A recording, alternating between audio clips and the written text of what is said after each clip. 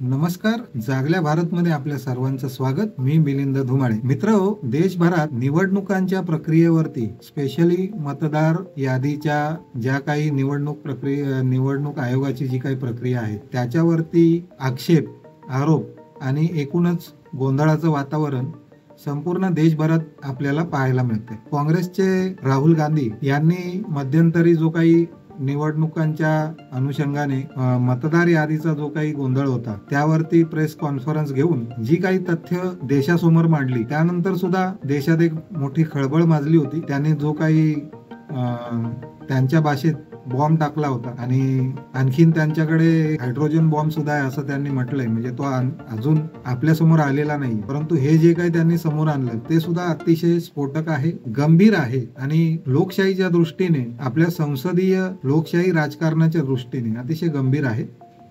त्यामुळे या सर्वांवरती आपण विचार करणं आणि यातून मार्ग काढणं हे सुद्धा गरजेचं आहे. आता या पार्श्वभूमीवरती काँग्रेसने जो काही आघाडी घेतली मतदार यादीतील गोंधळांबाबत, त्यानंतर विविध पक्षांनी सुद्धा त्याच्यावरती भूमिका घ्यायला सुरुवात केली. मग त्याच अनुषंगाने मनसेचे अध्यक्ष जे आहेत राज ठाकरे यांनी सुद्धा यावरती भूमिका घेतली. त्यांनी त्यांच्या कार्यकर्त्यांना, पदाधिकाऱ्यांना संबोधित करणारी काही भाषणं केलेली आहेत. त्याच्यावरती त्यांनी भूमिका मांडली, त्यांचे विचार मांडले. त्यानंतर इतर पक्षांनी सुद्धा, शरद पवार गट, राष्ट्रवादी काँग्रेस यांनी सुद्धा भूमिका मांडली. या अगोदर आपण एक लक्षात घेतलं पाहिजे, राष्ट्रवादी काँग्रेस, शरद पवार गट, मनसे, त्यानंतर शिवसेना या तीनही पक्षांनी आणि काँग्रेस चौथा पक्ष, 4 पक्षांनी भूमिका घेतलेली आहे. परंतु त्या अगोदर वंचित बहुजन आघाडीने सुद्धा ही भूमिका घेतलेली होती आणि त्यांनी रितसर कोर्टात सुद्धा ॲप्लिकेशन केलेलं होतं, तक्रार दाखल केली होती आणि कोर्टाला विनंती केली होती की लोकसभेनंतर ज्या विधानसभेच्या निवडणुका झाल्या त्याच्यामध्ये जे 76 लाख, आता आकड्यांमध्ये वर खाली होऊ शकतं, कधी कधी 70 लाख सुद्धा काही लोक बोलतात आणि त्या आकड्यांचा घोळ जाऊ द्या, पण जास्त मतदान जे झालं, आता ती आकडेवारी लाखात किती आहे तो आकडा तुर्तास बाजूला ठेवूया, 70 लाख म्हणतात किंवा 76 लाख असा तो मुद्दा आहे. तर जास्तीचं जे मतदान झालंय, कारण आकड्याचं मी का म्हटलं की ही लोक स्वतःच गोळ घालतात. म्हणजे यांचा जो IT सेल आहे तो स्वतःच 80 लाख, 70 लाख, 76 लाख, 72 लाख, 71 लाख अशी वेगवेगळी आकडेवारी सोशल मीडियामध्ये तो व्हायरल करतो, ज्यामुळे एक संभ्रमाचं वातावरण निर्माण व्हावं आणि ते स्वतःच ते क्रिएट करतात आणि असं म्हणतात की बघा आता यांना नक्की माहीत नाहीये की नेमकी आकडेवारी काय आहे, यांच्यामध्येच गोंधळ आहे वगैरे. त्यामुळे नेमक्या आकड्याकडे न जाता संध्याकाळी जे जास्तीचं मतदान झालं आहे त्याबद्दल निवडणूक आयोगाकडे स्पष्टीकरण मागितलेलं होतं वंचित बहुजन आघाडीने, किंवा कोर्टामध्ये त्याबद्दल दावा दाखल केला होता.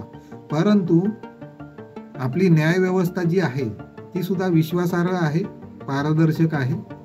ते याच्यातून आपल्याला लक्षात येतं की त्यांनी काय याच्यावरती आपल्याला उत्तर दिलेलं आहे. ओके, ह्या 2 घटना मी तुम्हाला सांगितल्या की या 4 पक्षांनी ऑब्जेक्शन घेतलं, राहुल गांधींनी त्यांचं प्रेझेंटेशन मांडलं, त्याच्यानंतर सत्याचा मोर्चा, त्याच्यावरती मी येतो. राहुल गांधींनी त्यांचं प्रेझेंटेशन दिलं, त्यांच्या प्रेझेंटेशन नंतर शिवसेनेकडून प्रेझेंटेशन एक आलं. आदित्य ठाकरे यांनी वरळीच्या डोममध्ये एक पत्रकार परिषद किंवा प्रेझेंटेशन केलं. त्यांनी सुद्धा मतदार यादीतला जो गोंधळ आहे त्याच्याबद्दल त्यांनी मांडलं. त्याच्यामध्ये वडिलांचं नाव वेगळं आहे, मुलाचं नाव वेगळं आहे, मुलगा मराठी आहे, महाराष्ट्रीयन आहे आणि त्याचे वडील आहेत ते गुजराती आहेत. असा भयंकर प्रकार निवडणूक आयोगाच्या कामकाजाचा जो प्रकार आहे, प्रक्रिया जी आहे त्याच्यातून आपल्याला समोर आलेला दिसतो. आता या ज्या गोष्टी आहेत त्या समोर आल्या, त्याच्यानंतर ह्या 3 घटना झाल्या, म्हणजे आपण असं म्हणूया 3 घटना ज्या आहेत त्या आपल्या समोर आहेत.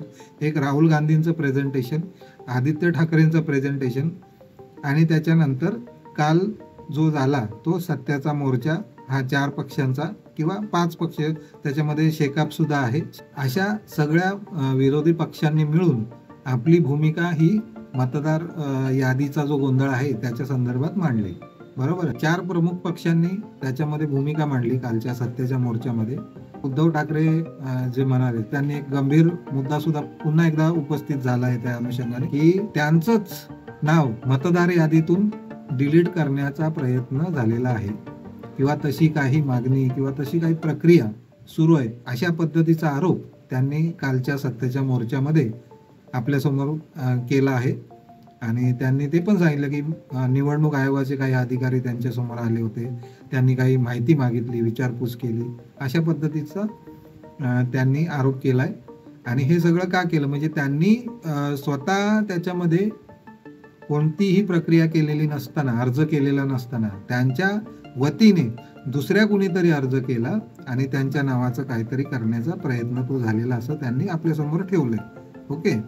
आणि हा अर्ज ज्याने अर्ज केलेलाच नाही, आपल्या नावाने ज्याने अर्ज तिकडे कोणी केला हे माहितीच नाही, त्या अर्जदाराने केलाय.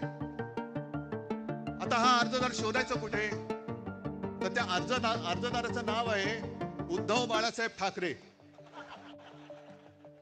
उद्धव बाळासाहेब ठाकरे या माणसाने हा व्हेरिफिकेशनचा अर्ज केलाय ऑनलाईन, जो उद्धव बाळासाहेब ठाकरेलाच माहिती नाही. त्याच्यावरती मोबाईल नंबर खोटा आहे. तर ह्या सगळ्या ज्या गोष्टी आता ज्या घडतायत, त्यानंतर राज ठाकरेंनी भूमिका परत मांडली की आम्ही या निवडणूक आता होऊच देणार नाही आहोत, कारण की या मतदार यादींमध्ये गोंधळ आहे. राज ठाकरेंचे जे पदाधिकारी आहेत, गजानन काळे यांनी सुद्धा मतदार यादीच्या अनुषंगाने नवी मुंबईमध्ये शोध घेतला. त्यावेळी त्यांना जी काही माहिती समोर आली, त्यांनी जी मांडली ती सुद्धा धक्कादायक आहे. त्यांनी असं मांडलं की आयुक्तांच्या जो बंगला आहे त्या लोकांची नावं ज्या त्याच्यामध्ये नोंद झालेली त्यांना आढळून आली. त्यावरती 127 नावं अशी आहेत की त्या 127 नावांचा पत्ता हा आयुक्त निवास आहे. म्हणजे नवी मुंबई महानगरपालिकेचे आयुक्त यांच्या घरी ही मंडळी 127 राहतात, ज्यांचा कुठलाही घर क्रमांक नाही, कुठलीही सोसायटी नाही. कुठून आले ते 127 मतदार आणि कोणी नोंदवले. त्यानंतर सुलभ शौचालयामध्ये सुद्धा सुलभ शौचालयाचा पत्ता देऊन काही लोकांची नावं त्याच्यामध्ये ऍड झालेली आपल्याला दिसतात. त्या नवी मुंबईमध्ये नवी मुंबईचे आयुक्तांच्या बंगल्यावरती मतदार नोंदवले गेलेत. कोणीतरी सुलभ शौचालयामध्ये नोंदवला गेला. कुठेही बसलेला दिसला की काही नोंदवायचा का? ही अत्यंत लाजिरवाणी गोष्ट मला असं वाटतं देशभर सुरू आहे. सुलभ शौचालयाचं एक आपण मान्य करू शकतो की सुलभ शौचालयाची जी रचना असते, म्हणजे सुलभ शौचालय खाली असतं, वरती कदाचित एक घर असू शकतं तिथे राहणार. प्रश्न असा आहे की तो जो व्यक्ती आहे तिथं काम करणारा सुलभ शौचालयामध्ये, तो काय परमनंट आहे का तिथे, ही माहिती घेतली जाणं गरजेचं आहे. तो माणूस तिथे कोणत्या सालापासून राहतो, त्याचं वास्तव्य किती वर्षाचं आहे, त्याच्याकडे महाराष्ट्राचं डोमिसाईल आहे का, हे प्रश्न सुद्धा त्यानंतर उपस्थित होतात. कारण की जेव्हा आर्ग्युमेंट येतं, म्हणजे अगोदर प्रश्न येतो की सुलभ शौचालयामध्ये नोंदणी झालेली आहे, परंतु त्याला मग उत्तर असं दिलं जातं शिताफीने की असं नसतं. सुलभ शौचालयाच्या वरती एक घर असू शकतं आणि मग त्याच्यात काय माणूस राहणार नाही का? माणूस राहणार, घर असणार, त्याच्यामध्ये वाद नाही. परंतु राहणारा माणूस जो आहे, किती माणसं आहेत, मतदार किती आहेत, ते कोणत्या वर्षापासून तिथे आले, त्यांनी अर्ज कधी दिला आणि त्यांचं नाव मतदार यादीमध्ये कधी ॲड झालं, हा खरा प्रश्न इथे उपस्थित होतो. हा यातला मुद्दा असतो. तोच प्रश्न आयुक्तांचा आहे. आयुक्तांच्या बंगल्यामध्ये जी 800 नावं सापडली, त्याच्यामध्ये त्यांनी उत्तर अशी दिलेली आहेत गोलमाल की नाही ते तर लँडमार्क म्हणून दिलेलं आहे, असं काही नाही आहे. प्रश्न असा आहे, ही माणसं कोण आहेत, हे मतदार कोण आहेत, त्यांनी ही मतदार नोंदणी जी लँडमार्क म्हणून जरी दिलेली असली, ती कोणत्या सालात दिली, त्याच्यामध्ये ॲड कधी झालेला आहे मतदार यादीत, आणि त्यांनी मतदान कुठे कुठे केलेलं आहे, ह्या गोष्टी समोर येणं, ही माहिती समोर येणं लोकशाहीसाठी, आपल्या देशासाठी खूप महत्त्वाचं आहे. हा एक मुद्दा आहे. आता दुसरा मुद्दा, ह्या चारही पक्षांनी जी भूमिका मांडली त्याच्यामध्ये मी उद्धव ठाकरेंची पण भूमिका सांगितली. तुम्ही तो व्हिडिओही पाहिलेला असेलच. राज ठाकरेंची भूमिका सांगितली आणि शरद पवारांची एक भूमिका आहे, ती सुद्धा ऐका. शरद पवारांनी असं म्हटलंय की लोकशाही वाचवण्यासाठी, संसदीय लोकशाही वाचवण्यासाठी आपल्या सर्वांनी एकत्र आलं पाहिजे. आणि त्यांनी असंही म्हटलंय की संयुक्त महाराष्ट्रचा जो लढा झाला, जी चळवळ झाली, त्यावेळी जी परिस्थिती होती, अभूतपूर्व परिस्थिती, सगळे विरोधक एकत्र आले होते, त्याच पद्धतीने यावेळी सुद्धा सत्याच्या मोर्चामध्ये विरोधक आलेले पाहायला मिळाले, असं त्यांनी म्हटलेलं आहे. संयुक्त महाराष्ट्रात असण्यासाठी असे मोर्चे निघाले.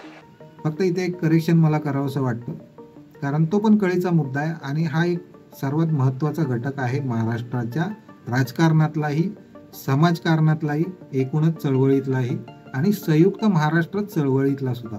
तो आहे आंबेडकरी समाज. महाराष्ट्राच्या संयुक्त महाराष्ट्र चळवळीमध्ये डॉक्टर बाबासाहेब आंबेडकरांचं जे योगदान आहे, वैचारिक योगदान, आणि एक लक्षात घ्या, चळवळी, आंदोलन, मोर्चे हे सगळे खूप महत्त्वाचे असतात आणि ते केलेच पाहिजेत. त्याच्यामुळे आपली एक पॉवर, आपली एक ताकद दिसते. त्याला शक्ती प्रदर्शन असंच म्हटलं जातं मोर्चांना. परंतु सगळ्यात महत्त्वाची गोष्ट येते वैचारिक जेव्हा तुम्ही आपला आर्ग्युमेंट मांडता, जेव्हा आपले विचार मांडता आणि त्याच्यातून तुम्ही जेव्हा आपलं महत्त्व किती महत्त्वाचं आहे, महाराष्ट्रात मराठी माणूस किती महत्त्वाचा आहे, हे जेव्हा मांडता, पटवून देता, तेव्हा खऱ्या अर्थाने महाराष्ट्र आणि मुंबई ही महाराष्ट्राला मिळाली आणि महाराष्ट्र हे संयुक्त महाराष्ट्राची चळवळ यशस्वी झाली असं म्हणता येईल. त्यामुळे संयुक्त महाराष्ट्राच्या चळवळीमध्ये डॉक्टर बाबासाहेब आंबेडकरांचं जे योगदान आहे, वैचारिक योगदान आहे, समर्थन आहे, सक्रिय पाठिंबा आहे आणि त्यांचा जो पक्ष होता शेड्यूल कास्ट फेडरेशन, तो सुद्धा या लढ्यामध्ये ताकदीने उतरला होता. हे आपल्याला लक्षात घेतलं पाहिजे. ही आठवण मी यासाठी करून दिली की शरद पवारांनी जो उल्लेख केला की मला आता संयुक्त महाराष्ट्र चळवळीच्या आंदोलनाची आठवण झाली, परंतु त्यावेळी आंबेडकरी चळवळ, आंबेडकरी पक्ष, राजकीय पक्षसुद्धा त्या चळवळीत होता. या सत्याच्या मोर्चात तो आपल्याला अनुपस्थित असलेला दिसतो. ही थोडीशी एक खंत मला तिथे जाणवली. ठीक आहे, पुढे येऊया. हे विरोधी पक्षाचं जे काही म्हणणं आहे ते आपण ऐकून घेतलं. त्याच्यामध्ये सर्वात महत्त्वाची गोष्ट राज ठाकरे जे म्हणाले ते खूप महत्त्वाचं आहे. राज ठाकरेंनी असं मांडलं की एवढं अभूतपूर्व यश भाजप आणि त्यांच्या मित्रपक्षांना जे मिळालं, त्यामुळे महाराष्ट्रामध्ये आनंद वाटण्याऐवजी शुकशुकाट होता. सगळे लोक धक्क्यात होते. कुणालाच हा जो विजय आहे तो स्वीकारणं जड जात होतं किंवा संभ्रम होता, धक्का होता. त्यामुळे महाराष्ट्रात शुकशुकाट होताच, सगळे शॉकमध्ये होतेच. तर हे कसं काय? आता राज ठाकरेंनी ही एक बाजू मांडली, त्याची आणखी एक बाजू ऐका. हे फक्त महाराष्ट्रातल्या जनतेला वाटलं, आपल्याला वाटलं किंवा राज ठाकरेंना वाटतंय किंवा त्यांच्या कार्यकर्त्यांना वगैरे सगळ्यांना वाटते, हे ठीक आहे. परंतु सेम अवस्था, म्हणजे सेम जी गोष्ट आहे, जे निवडून आले त्यांनाही वाटतं. मी खूप त्याच्यामध्ये एफर्ट लावले, मी ते व्हिडिओ शोधून काढले आणि खूप मागे जावं लागलं मला, कारण ऑब्विसली 2024चे तुम्हाला ते निकाल शोधून काढावे लागणार आहेत. त्या 2024 एक वर्षापूर्वी जी निवडणूक झाली त्यावेळेचं जे काही वातावरण होतं, त्यावेळेची जी काही त्या नेत्यांच्या प्रतिक्रिया होत्या, त्या तुम्हाला मिळवणं गरजेचं होतं. तर त्या मी शोधून काढल्या, खूप मेहनत घेतली त्याच्यासाठी. आणि ते व्हिडिओ मला व्हिडिओ मिळाले. त्याच्यातला एक महत्त्वाचा व्हिडिओ होता, तो मला मिळाला नाही आहे, कारण त्याच्यामध्ये मला वाटतं एकनाथ शिंदेंनी असं म्हटलं होतं प्रेस कॉन्फरन्समध्ये असं की एवढ्या मोठ्या पद्धतीने आम्हाला यश मिळेल याची शाश्वती आम्हालाही नव्हती, ही गॅरंटी आम्हालाही नव्हती तिघांना. आणि तिघेही हसले, ते मोठ्याने असताना दिसतात. सेम गोष्ट आता मला 2 व्हिडिओ मिळाले, त्याच्यातसुद्धा ती तुम्हाला पाहायला मिळेल, तुम्ही बघू शकता ती. त्याच्यामध्ये अजित पवारांनी सुद्धा हेच म्हटलंय. अजित पवार तर सरळ असं म्हणतायत की आम्हाला 200 पार होईल की नाही याची सुद्धा शाश्वती नव्हती. आणि बरीच लोक तर फिरायला गेली, गाडीने पिकनिकला गेली आणि कुणाला शाश्वती नव्हती. म्हणजे विचार करा की जे निवडून आले त्यांना सुद्धा भरोसा नाहीये ह्या निकालावरती. म्हणजे हा विजय मिळतोय, अभूतपूर्व यश मिळतंय, हे त्यांना सुद्धा भरोसा नव्हता. याचा अर्थ काय आहे? फक्त एकच माणूस त्याच्यामध्ये शांत होता, तो म्हणजे देवेंद्र फडणवीस. कारण की तुम्हाला माहिती आहे की ते शांत का होते, कारण खरी गोष्ट त्यांना माहिती असणार की नेमकं काय आहे, सत्य काय आहे. आपण आज सकाळी काउंटिंग सुरू होईपर्यंत प्रत्येक जण आपापले परीनं अंदाज व्यक्त करत होते. काल तर मी स्वतः वेगवेगळ्या चॅनलला बघत होतो, म्हणजे आम्ही तिघं कशातच नसल्यातच जमा होतो. बाकीच्यांच्या गाड्या फिरवणं, ड्रायव्हिंग करणं, इकडं जाणं तिकडं जाणं, इतकं काही सुरू होतं की आम्ही पहिल्यांदा 1:45च्या पुढं जाऊ आम्हाला वाटत होतं. कालचं सगळं बघितल्यानंतर आम्हाला वाटायला लागलं की आपण कुठंतरी खाली जातोय का काय. परंतु महाराष्ट्रातल्या जनतेने विकासाकडे बघून महायुतीला प्रचंड अशा प्रकारचं जे यश प्राप्त करून दिलंय त्याबद्दल महाराष्ट्रातल्या तमाम जनतेचं महायुतीच्या वतीनं व्यक्तिशः माझ्या वतीनं मी त्यांना मनापासून धन्यवाद देतो, मनापासून आभार मानतो. या कारकिर्दीमध्ये जेवढ्या निवडणुका झाल्या त्याच्यामध्ये जास्तीत जास्त जागा ज्यावेळेस काँग्रेस पक्ष मजबूत होता तेव्हा 222 पर्यंत गेलेला होता. आज तो आकडा 232 ते 33 पर्यंत पोहोचलेला आहे. महाराष्ट्राच्या इतिहासामध्ये एखादी युती, एखादी आघाडी, एखाद्या अशा पद्धतीनं एवढ्या मोठ्या प्रमाणावर यश मिळालेलं चित्र आपण पहिल्यांदाच बघतोय. वेगवेगळ्या लाटा आल्या. इंदिराजींची लाट आपण बघितली, मोदी साहेबांची 2014ची लाट आपण बघितली, अनेक मान्यवरांच्या लाटा आपण बघितल्या. परंतु यावेळेस महाराष्ट्राने वेगळंच काहीतरी ठरवलेलं होतं. तर ही गोष्ट आहे. आता या गोष्टी सगळ्या क्लिअर झालेल्या आहेत आणि मला असं वाटतं की हे स्पष्ट आहे. हा सूर्य आणि हा जयद्रथ याच्यामध्ये काहीही वेगळं नाहीये. फक्त एवढं आहे की ते तुम्हाला प्रूव्ह करावं लागणार आहे. विरोधकांना माहिती आहे, सत्ताधाऱ्यांना माहिती आहे, आम्ही जनता म्हणून आपल्यालाही माहिती आहे की काय झालेलं आहे. आता गोष्ट ही आहे की ती प्रूव्ह करावी लागणार. आता मग तोच मुद्दा येतो की हे सिद्ध कसं करायचं. आणि मग मागाशी मी जो वंचित बहुजन आघाडीचा मुद्दा घेतला तर त्याच्यामध्ये आता काल सुजात आंबेडकर वंचित बहुजन आघाडीचे युवा नेते यांनी सुद्धा तोच मुद्दा उपस्थित केला की ही लोक म्हणजे विरोधी पक्ष हे सत्तेचा मोर्चा ज्यांनी काढलाय त्यांची मनशा किंवा त्यांची मानसिकता आहे का की हे सगळं न्यायालयात घेऊन जायचं आणि न्यायालयीन लढा लढायचा. ही मानसिकता त्यांची आहे का? ही लोक न्यायालयात जाणार का? मत चोरी हे त्यांना सिद्ध करता येईल का आणि ते पुरेसा डेटा देतील का आणि ते कोर्टाची लढाई लढतील का याच्यावरती माझा एक मोठा प्रश्नचिन्ह उभं राहतं. वंचित बहुजन आघाडी आणि बाळासाहेब आंबेडकरांनी हा पहिल्यापासून मुद्दा उपस्थित केलाय. 2004 पासून ईव्हीएम ह्याच्यामधनं घोळतो आणि ईव्हीएम चुकीचं आहे हे मुद्दा मांडणारे पहिले भारतामध्ये बाळासाहेब आंबेडकर होते आणि 2004 पासून आम्ही ईव्हीएमच्या विरोधात लढत आलो. विधानसभा 2024 नंतर पण 5 वाजल्यानंतर 76 लाख या महाराष्ट्रामध्ये वाढीव मतदान झाले हा मुद्दा घेऊन समोर येणारे सुद्धा वंचित बहुजन आघाडी होते. हे आज जितके पक्ष आहेत ज्यांनी मोर्चा काढला या सगळ्यांना आम्ही खुलं आमंत्रण दिलं होतं की आम्ही ही केस लढणार आहोत, आम्ही याच्यावरती मोर्चे सुद्धा काढणार आहोत आणि आम्ही कोर्टातली लढाई सुद्धा लढणार आहोत. तुमच्या जर डेटा किंवा तुमच्या माहितीमध्ये कुठेही असं आढळलं असेल की की मतांची चोरी झालेली आहे किंवा वाढीव मतदान ऍड झालेलं आहे तर ते वंचित बहुजन आघाडीच्या निदर्शनात आणा. आम्ही आणि तुमच्याकडे जो उपलब्ध माहिती आहे, उपलब्ध डेटा आहे तो वंचित बहुजन आघाडीला सादर करा आणि आमची जी कोर्टामधली केस आहे ती अजून मजबूत करा. पण तेव्हा ह्यांच्यापैकी कोणीही पुढे आलेलं नाही. ह्याचं कारण मला माहित नाही. जर अंदाज बांधायचा झाला तर मी हाच अंदाज बांधेन की यांच्यापैकी कोणालाही कोर्टामध्ये लढाई लढायला हिंमत नाही. प्रश्न तो आहे की हे सगळं आता आपण बोलतोय, लोकांसमोर मांडतोय, पण हे प्रूव्ह होणार कसं हा एक मुद्दा आहे. आता एक गोष्ट ही पण लक्षात घ्या की लोकसभेला जी लोक हरतात आणि लगेच सहा महिन्यांनी ह्यांना अभूतपूर्व यश मिळतं. म्हणजे अजित पवार असं म्हणतायत की लोकांनी आमचा विकासाची कामं आणि राज्यात झालेला विकास बघून दिला. मग लोकसभेला लोकांनी विकास न झाल्यामुळं तुम्हाला हरवलं आणि अचानक 6 महिन्यांनी त्यांना कळलं नाही आपण चुकलो आणि ह्यांनी तर विकास केला, आता यांना निवडून देऊया. असा काही चमत्कार झाला होता का? असं काही झालेलं नव्हतं. आणि असं 6 महिन्यात मॅन्डेट बदलत सुद्धा नाही. लोकांची मानसिकता लगेच बदलत नाही. ती मानसिकता ही NDAच्या भाजप आणि मित्रपक्षांच्या विरोधातलीच होती. हे जनमत जे आहे, जो जनमताचा रेटा जो आहे तो भाजप आणि मित्रपक्षांच्या विरोधातच होता. परंतु जे काही चमत्कार झालाय तो त्यांनाही कळतो. आपण या सर्व आरोपांबद्दल जाणून घेतलं, विरोधी पक्षाचं मत जाणून घेतलेलं आहे. त्यासोबतच सत्ताधारी पक्षाला सुद्धा या निकालानंतर काय प्रकारची भूमिका त्यांनी घेतली, त्यांची कशी अवस्था झाली, म्हणजे त्यांना सुद्धा शॉक बसला की हा निकाल सुद्धा त्यांना सुद्धा सरप्राइझिंग होता.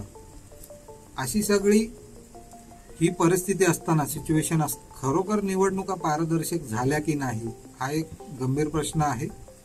आणि दुसरं असं की आता जे काही विरोधी पक्ष बोलतोय की आता आपण मतदार याद्या क्लीन करूया, स्वच्छ करूया, पारदर्शक करूया, प्रामाणिकपणे त्याचं प्रमाणीकरण करूया आणि जे कोणी मतदार असतील, जे खरेखुरे मतदार असतील ते मतदार यादीत असतील, त्यांचा समावेश असेल, अशा प्रकारची एक भूमिका आहे. त्याचं स्वागत सगळ्यांनीच केलं पाहिजे. हा व्हिडिओ करत असताना माझ्या समोरच एक बातमी आली, त्याच्यामध्ये असं दिसलं की शिंदे यांच्याकडून, शिंदे गटाकडून 2,98,000 म्हणजे जवळपास 3 लाख मतं ही बोगस असल्याचं समोर आणलंय त्याच लोकांनी, म्हणजे शिंदे गटाने. मग आता विचार करा, एकीकडे विरोधी पक्ष बोलतोय आणि आता सत्ताधारी सुद्धा बोलतोय. आणि त्या दिवशी तर खुद्द किरीट सोमय्या भाजपचे, आता शिंदे गट तर झाला आणि आता खुद्द भाजप एक घर असं दाखवलं जिथे काही एक मतदार होते. याचा अर्थ काय आहे की राज्यात बोगस मतदार वाढलेत. आता याच्यामध्ये आणखी एक मुद्दा येतो की बोगस मतदार फक्त महाराष्ट्रात वाढलेत का? नाही, बोगस मतदार हे सगळ्याच राज्यांमध्ये वाढलेले दिसतात. बिहारमध्ये त्याचा आपण अनुभव घेतलेला आहे, SIR मध्ये अनुभव घेतलेला आहे. या गोष्टी आपण सर्वांनी समोर अनुभवल्या, बरोबर. आता मुद्दा यातले 2 मुद्दे, म्हणजे मी जसं म्हटलं की या व्हिडिओचं जे प्रयोजन आहे ते हेच आहे की उद्या मतदार याद्या जरी क्लिअर झाल्या तरी सुद्धा एक प्रश्न उरतोच की मग वाढलेलं जे मतदान आहे तो मुद्दा कळीचा उरतो, गंभीर होतो. तो असा की समजा 1-2 लाख लोकांनी मतदान केलं, 4 लाख लोकांनी मतदान केलं असं आपण मानूया. त्याच्यानंतर 5 वाजल्यानंतर जर मतदानाची टक्केवारी वाढली तर त्याच्यामध्ये तुम्ही काय करणार आहात, हा एक इथे गंभीर प्रश्न निर्माण होतो. आणि त्यामुळे मग वंचित बहुजन आघाडीने उपस्थित केलेला प्रश्न व्हॅलिड ठरतो आणि न्यायालयाला सुद्धा यावेळी या प्रश्नावरती गांभीर्याने विचार करणं गरजेचं आहे. जे एक्स्ट्रा मतदान होणार आहे किंवा वाढीव मतदान जे होणार आहे त्याच्यावरती पायबंद कसा घालणार हा तिथला महत्वाचा प्रश्न आहे. कारण की तुम्ही मतदार याद्या क्लिअर कराल, बरोबर. समजा आता उद्या निवडणुका लागल्या आणि सर्वांनी मतदार याद्या क्लिअर केल्या, स्वच्छ केल्या आणि जो तो आपापल्या पद्धतीने बूथ लेवलवरती त्यांनी त्या गोष्टी केलेल्या आहेत. म्हणजे आता बूथवर मी सुद्धा काम केलेलं आहे स्वतः, मला माहिती आहे. आपल्या एरियातले लोक असतात, आपल्या विभागातली असतात, आपल्या मतदारसंघातली लोक असतात, तीच त्या बूथवर येतात. आपण त्यांना नावानिशी ओळखत नसलो तरी चेहऱ्याने आपण त्या विभागात त्यांना आपण एखाद्या वेळेस 2 वेळेस म्हणजे कधी ना कधी त्यांना पाहिलेलं असतं. आपल्याला माहिती आहे हा या मतदारसंघातला व्यक्ती आहे. याच्यामध्ये 2 गोष्टी आता कराव्या लागणार आहेत विरोधी पक्षाला. त्या अशा की हे जे कोणी मतदान करायला येतील त्या मतदारांच्या सोबत त्यांनी आपला एक कार्यकर्ता त्यांच्यासोबत घरी पाठवला पाहिजे की हा नेमका कुठे राहतो, हा नेमका याच घरात राहतो का, मग ह्या घरात हा कधीपासून राहतोय, हा इथे शिफ्ट कधी झालेला आहे आणि याने मतदार यादीत त्यांचं नाव कधी नोंदवलेलं आहे हे शेजाऱ्यांना सुद्धा विचारलं पाहिजे. तिथल्या आजूबाजूच्या सगळ्या लोकांना विचारलं पाहिजे की तुम्ही यांना ओळखता का. कारण की जर ते तुमच्या ओळखीचे नसतील, म्हणजे आता सगळेच लोक आपल्या मतदारसंघात ओळखीचे असतील अशातला भाग नसतो. आपला जो रेडियस आहे तो तेवढ्या पण आपल्या जवळच्या लोकांना किंवा ओळखीच्या परिचित लोकांना ओळखतो. संपूर्ण मतदारसंघ आपण ओळखण्याचा काही प्रश्न येत नाही, परंतु आपल्या बूथवरती जेवढे लोक येणार आहेत त्यांना आपल्याला जर असं वाटलं की बाबा हा संशयित वाटतोय आणि ह्याला आपण कधी पाहिलेलं नाहीये आपल्या मतदारसंघामध्ये, तर त्याची तिथे जाऊन चौकशी करणं हे बूथ लेवलच्या कार्यकर्त्यांना आणि सर्वच राजकीय पक्षाच्या कार्यकर्त्यांना, जे बूथ लेवलला पण असतील किंवा कार्यकर्ते असतील, त्यांना हे करणं गरजेचं आहे. दुसरा मुद्दा यातला असा आहे की हे झालं मतदारांचं, म्हणजे ते मतदान करतील, मतदान करायला प्रत्यक्ष येतील आणि ते प्रामाणिक सुद्धा असतील, ती लोक सुद्धा असतील किंवा बोगस करणारे सुद्धा येतील की एकच मतदार येतोय आणि तो 2 वेळा वोटिंग करतोय किंवा 3 वेळा करतोय अशा पद्धतीने.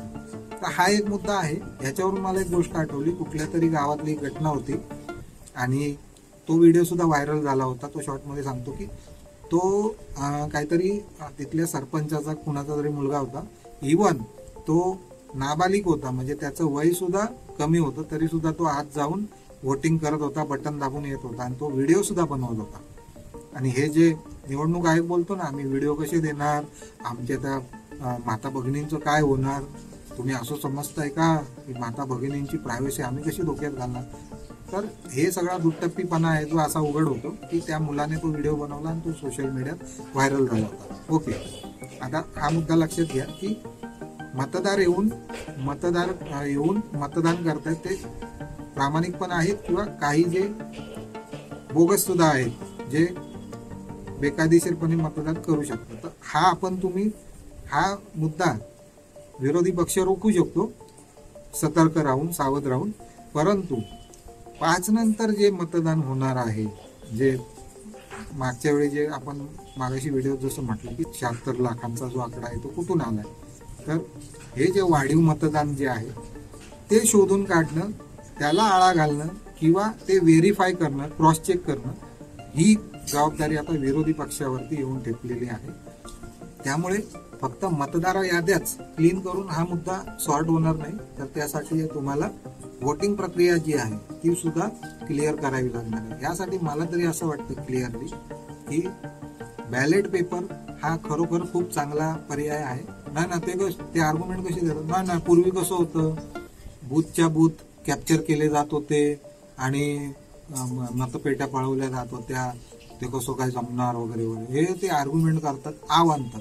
खरं तर असं आहे की राज्याची जी यंत्रणा आहे, पोलीस यंत्रणा आहे, मनुष्यबळ आहे आणि सगळी सुरक्षा यंत्रणा, यांची ती जबाबदारी आहे ना, ती जबाबदारी ते पार पाडतील व्यवस्थित. त्यांनी कडेकोट सुरक्षा व्यवस्था केली पाहिजे. जर मतपेट्या जर तुम्हाला सुरक्षा देता येत नसेल तर याचा अर्थ देश सुरक्षित हातात नाहीये, तुम्ही नालायक ठरता सुरक्षा देण्यासाठी, हाच त्याचा अर्थ होतो. मग हे आर्ग्युमेंट जे आहे ते लंगड समर्थन आहे आणि हे आर्ग्युमेंट हे मुद्दाम बॅलेट पेपर न आणण्यासाठी केलं जाणार. आणि ते का करतात तसं, कारण की त्यांना घोळ करता येत नाही बॅलेट पेपरवरती, हाच त्याच्या मागचा उद्देश आहे. म्हणून माझं असं मत आहे की सामान्य नागरिकांनी, विरोधी पक्षांनी, सर्वांनी बॅलेट पेपरचा आग्रह धरला पाहिजे. जगातली जी महासत्ता आहे अमेरिका, ती सुद्धा बॅलेट पेपरवर मतदान घेते. त्यामुळे आपण फार काही लय भारी आहोत आणि त्यामुळे आम्ही इलेक्ट्रिक वोटिंगवर मतदान घेतो अशातला काही भाग नाहीये. पहिली गोष्ट हे समजून घ्या. दुसरी गोष्ट, बदमाशी लक्षात घ्या. बदमाशी अशी आहे की आर्ग्युमेंट देताना असं देतात की आपण आधुनिक झालं पाहिजे, आपण वोटिंग मशीनच वापरलं पाहिजे, आता त्या जुन्या पद्धती झाल्या बॅलेट पेपरच्या वर. त्याचा आर्ग्युमेंट काय आहे, त्याचा उद्देश, लॉजिक काय आहे की तुमचा निकाल जलद लागावा, बरोबर. पण तसं पण होत नाहीये इथे. तुमची जी काही मतदान प्रक्रिया जी आहे ती 20 तारखेला होते. तुम्ही रिझल्ट जाहीर करता तो 23ला करता, 24ला करता, 1 हप्त्याने करता.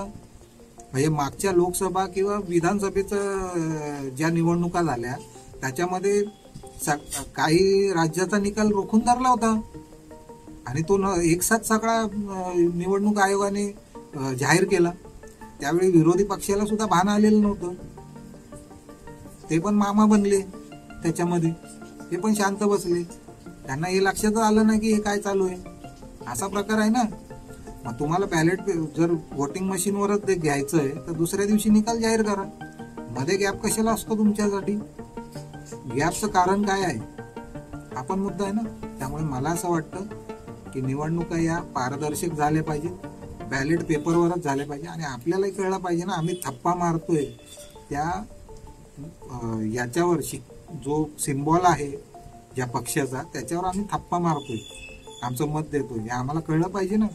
आम्ही बटन तर दाबतोय ते बटन दाबून ते कोणाला जातंय ते आता त्या दिवशी प्रेझेंटेशन दिलं, केळ्याला वोटिंग दिलं, केळ्याचं मतदान जातंय त्या याला कलिंगडला, आणि कलिंगडचं वोटिंग जातंय संत्र्याला.